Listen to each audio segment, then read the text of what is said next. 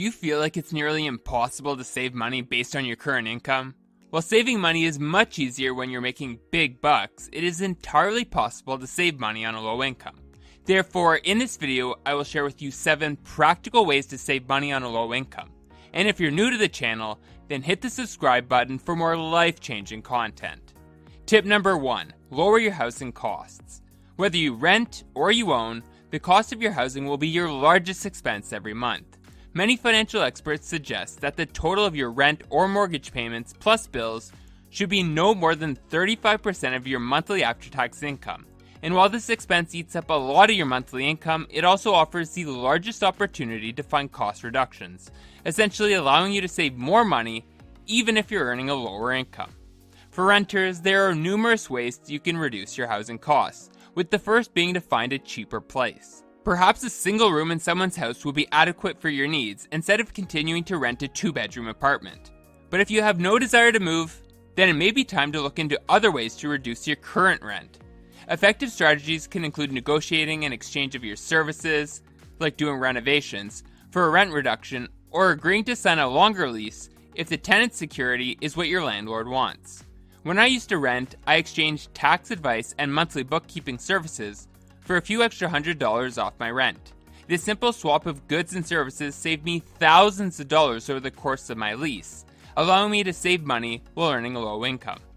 And if you're a homeowner, then the advice is a little bit different. While you probably don't want to move out to save money, even small things like turning off the lights and reducing your water usage can lead to substantial savings over time. However, the best way to offset your housing costs is to rent out a room.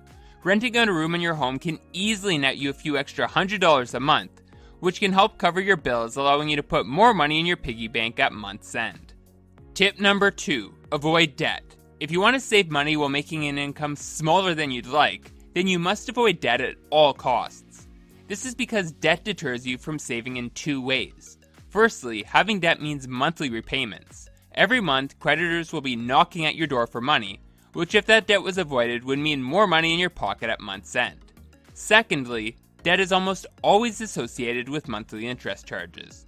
For lines of credit, these rates are typically around 3 to 5%, which means that on a $10,000 balance, you would be handing over around $25 to $40 a month.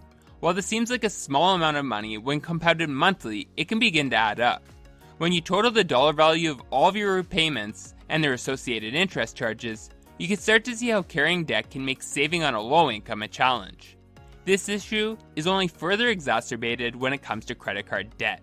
As of 2019, creditcards.com reports that the average interest rate on credit cards is 17.65%, meaning that getting into debt is an expensive ordeal, and if you're carrying the average credit card balance per US adult of $6,348, which at that rate means you're paying about $1,120.42 in interest charges to credit card companies. Therefore, if you want to save money on a low income, you need to avoid debt and their associated interest charges at all costs. Tip number 3, limit entertainment costs. We all want to have fun, but unfortunately for many people, this comes at a hefty cost. Eating out, hitting the bar after work, going to the movie theater, and other entertainment purchases can make a huge dent in your budget. But luckily, it doesn't have to. When I was younger, my main source of fun was going out to the club with my friends. But unfortunately, most nights were very expensive. Between cabbing to and from the bar, buying drinks, and paying cover, most nights ran me $100 easily. As I got older, my attention shifted towards growing my wealth, and I didn't want to lose out on social time with my friends. This made me brainstorm new ways to get in quality time with my friends while not breaking the bank. One of my favorite alternatives has been going on walks with my friends, but some other ideas I've come up with include having dinner parties at home rather than at a restaurant, and watching a movie on Netflix rather than going to the theater. In short, we all need to have fun, but we don't need to spend an arm and a leg to do it. Tip number 4, understand your wants versus your needs. There's no doubt that spending money makes us feel good, but when you're earning a low income and have a desire to save, you need to be able to delineate your wants from your needs. For instance, you may want to upgrade your phone to the newest model, but you probably don't need to. You may want a new shirt to wear out this Friday, but you probably already own plenty of good shirts. When you're not making a lot of money, you have to be extra diligent and spend only on your core expenses. So how should you draw the line between want and need items? I like to classify anything that relates to my survival as a need. These are things like food, clothes, shelter, and transportation in their most basic form. Sure, buying a Ferrari is transportation, but in its most basic form, taking the bus also gets you from point A to point B. Want items are basically anything that falls outside your needs group. This includes anything that is an extension of things you already own. For example, if you were to upgrade your phone to the new model just to get a camera with an extra 2 megapixels in it. Now, of course, you can't restrict your spending to the bare minimum forever. So if you do want to splurge on a want item, here's what I suggest. Set a financial goal you want to achieve, like saving $1,000. Once you've hit the goal, you can then go ahead and purchase the item you've been wanting. This technique is great for 2 reasons. First, it helps you build the habit of forming financial goals. And second, it gives you time to process how badly you want the item, as often we purchase things out of impulse and find ourselves experiencing buyer's remorse soon after. So if you want to ensure you save money on a low income, you must be able to delineate your wants from your needs. Tip number 5, spend wisely on groceries. The average amount of money a family of 4 spends on groceries is estimated at nearly $1,000 a month, which makes it one of the higher monthly expenses we typically incur.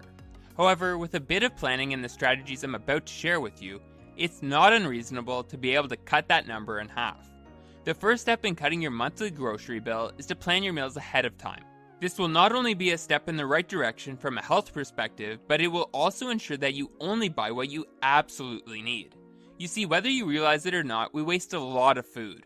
A 2018 study in Science Daily found that Americans waste on average a pound of food a day, which if avoided can mean big savings in the grocery department. Besides avoiding waste, planning ahead will allow you to buy foods that are on sale, meaning that your typical $250 a week grocery bill can easily shrink to $200 or less, ultimately putting more money in your pocket at month's end. The second step in reducing your grocery costs is to eat less meat. Meat is by far the most expensive grocery item you can buy, which makes it an easy target when trying to reduce your bill. Now, I'm not saying you need to become a vegetarian in order to save money, but by cutting down your meat consumption and replacing it with cheaper options like beans, you will be able to cut down your grocery bill drastically. The final tip that will help you reduce your food bills is to only bring cash when going grocery shopping. All too often, people find themselves at the grocery store hungry and eager to fill up their shopping carts, which is facilitated by the seemingly endless ability to spend on credit. Instead, plan out your purchases ahead of time and only bring enough cash for those items you need, so you don't let your hunger get the best of you. Tip number 6, practice zero-sum budgeting. When practicing zero-sum budgeting, you are intentionally spending every single dollar you make, but not in the way it sounds.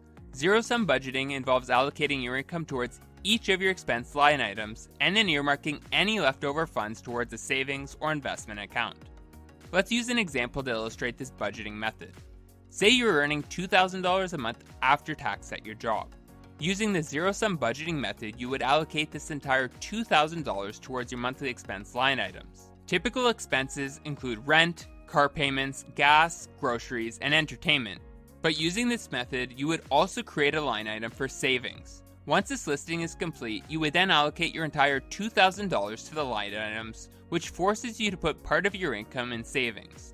This strategy is particularly effective for those who typically get to the end of the month and realize they have no money left for savings, but with the zero-sum budgeting method, as long as you stick to your initial budget, you will be sure to see your bank balance grow.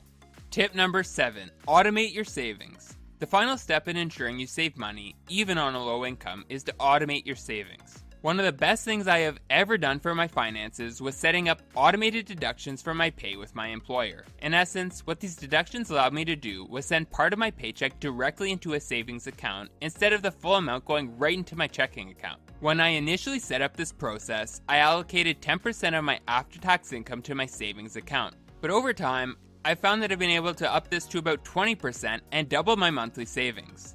Now, I think this savings technique has been so successful for 2 primary reasons. First, it allowed me to pinpoint exactly how much I wanted to save.